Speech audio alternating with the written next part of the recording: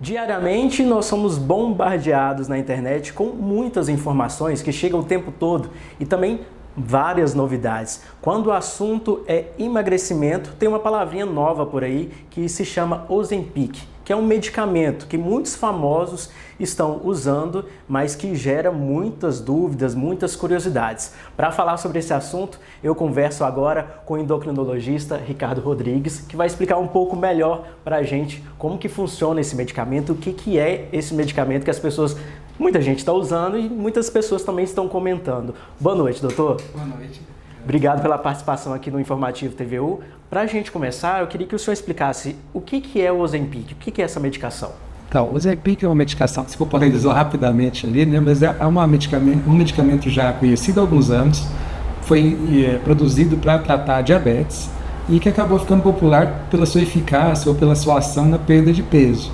É uma substânciazinha, um análogo do hormônio GLP-1, que é um hormônio intestinal que a gente fabrica e que nos pacientes com diabetes ele está reduzido, então quando a gente repõe esse padrão desse hormônio, melhora o controle glicêmico da glicose, do açúcar e traz essa consequência em relação ao peso, de melhorar peso também.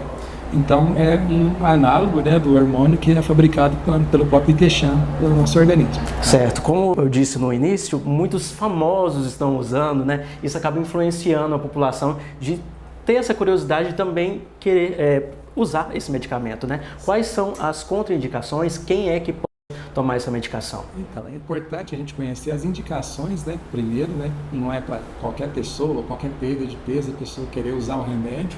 Então, assim, quando a gente classifica, né, a população de acordo com o índice de massa corpórea ou um índice adequado para classificar se ela está num quadro de obesidade, então, nos pacientes que têm obesidade confirmada, né, um padrão de IMC maior que 30 miligramas por quilo, né, quilo por metro quadrado, acima de 30, ele está com critério para obesidade. Então, obesidade, o tratamento é mudança de estilo de vida, onde entra atividade física, alimentação adequada, né, hábitos mais saudáveis e, em alguns casos, ao auxílio do medicamento.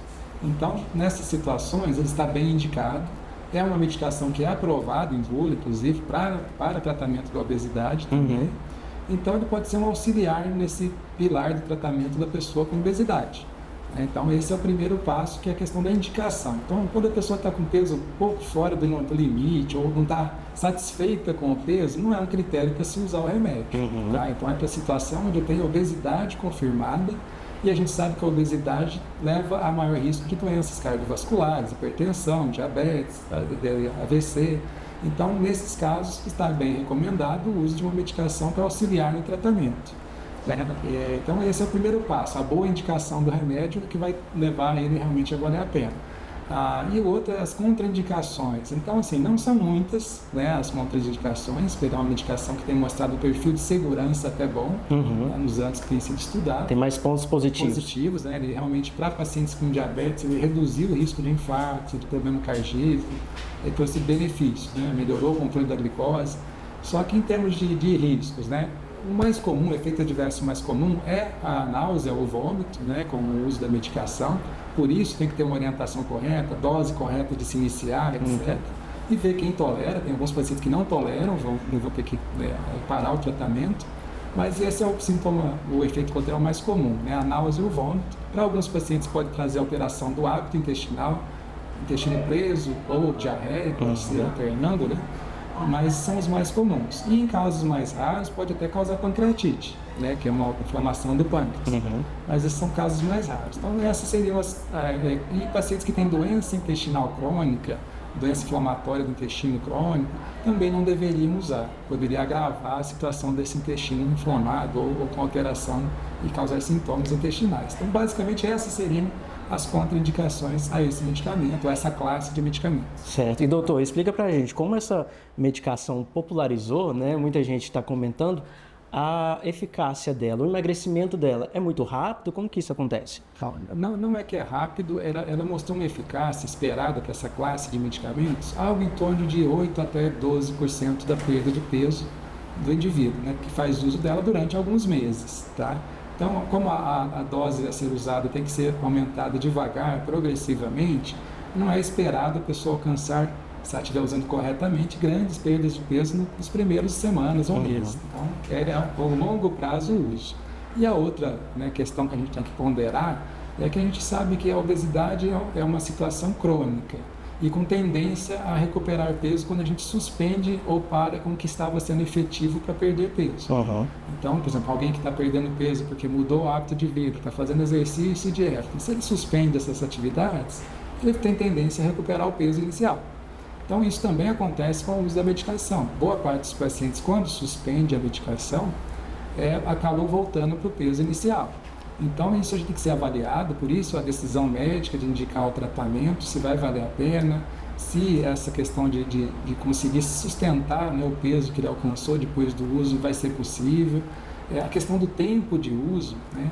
Uma das vantagens dessa medicação é que, ao contrário dos remédios mais antigos, que não poderia ser usado prolongadamente, esse pode. Ele foi inventado para tratar diabetes e para ser usado continuamente. Sim. Então, se alguém que tem obesidade grave, está usando a medicação, teve resposta boa, precisa ser mantido mais tempo, não tem problema. Ele é indicado para uso contínuo. Entendeu? Entendi. Então, isso foi uma vantagem comparado aos remédios antigos que a gente tinha para obesidade. Mas tudo isso, igual eu comentei, tem que ter uma supervisão médica, com uma orientação adequada, assim como também aquele paciente que não respondeu, não precisa ficar tomando, vai suspender o uso. Isso é importante também. Mas essa questão a longo prazo, e a gente tem que entender a obesidade a longo prazo. Não adianta eu perder 15 quilos no mês e não poder ou conseguir sustentar isso nos próximos meses. Nosso organismo, quanto mais ele é desafiado nessa questão de perder peso muito rápido, mais ele cria mecanismos de recuperar peso. Então, aumenta os hormônios que aumentam a fome, aumenta a economia de gastar energia, né, de uma maneira que a gente vai gastar menos energia à medida que eu perder peso, porque nosso organismo ele entende que a perda de peso não é algo certo, é algo que estaria errado, então tem que se defender. Sim. Então, se eu faço isso de uma maneira muito rápida, eu vou desencadear mais reflexos, gatilhos para tentar recuperar o peso. Então, o tratamento da obesidade, a gente sabe que tem que ser prolongado e numa velocidade não muito rápida. Entendi. Seria até mais eficaz. Certo. E, doutor, a questão do comportamento, as pessoas que passam a tomar essa medicação, mexe com o humor delas, mexe com a cabeça, como que acontece? Então, isso é uma outra questão importante da gente abordar, né, que é o comportamento. Às vezes a gente tende a associar muito ao medicamento determinada mudança de hábito ou de comportamento da pessoa, né? Mas lembrar que o comer menos, às vezes o comer para aquela pessoa era uma válvula de escape, porque ele tinha um transtorno de comer compulsivo, por exemplo. Então a gente está mexendo no comportamento dele, é que a gente usa uma medicação que ele não consegue comer o mesmo tanto que comia antes. Mas se ele não tratou a compulsão, ele vai ter vontade de comer, mas ao mesmo tempo a medicação vai deixar ele, né, com sensação de plenitude e vai passar mal a tentar comer. Então a gente tem que tomar cuidado que a identificação de quem tem transtorno alimentar, que seria o termo correto, né, para essas alterações de comportamento que levam a comer errado ou a comer excessivo e consequentemente a ganhar peso em excesso, eles muitas vezes não são diagnosticados antes. E o paciente vai só pensando no peso, usar um remédio para diminuir peso, e às vezes o problema dele é a alteração comportamental em relação ao ato de comer, a saciedade que a gente fala. O mecanismo de ação do remédio, ele atua esvaziando o trato intestinal e digestivo mais devagar, o que gera uma certa plenitude, a pessoa fica com uma sensação de estar empachada ou cheia mais rápido. Sim.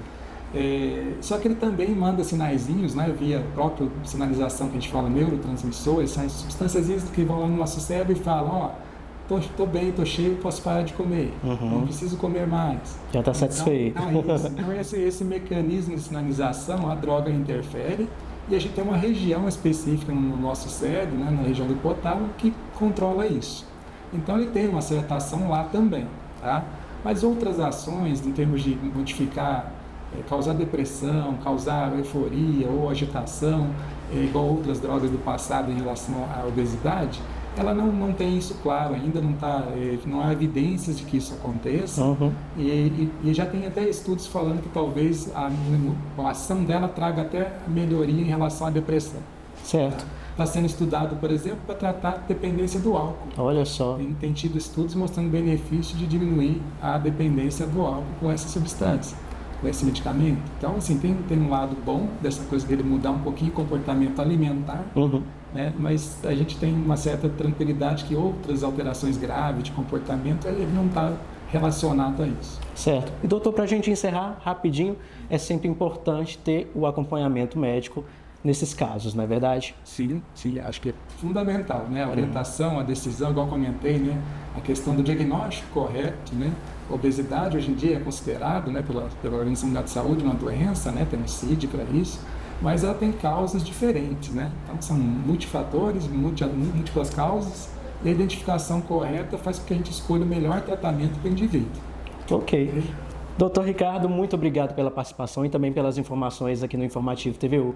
Obrigado. E apareça mais vezes no nosso jornal, que a informação sempre é bem-vinda, viu? Obrigado e boa noite.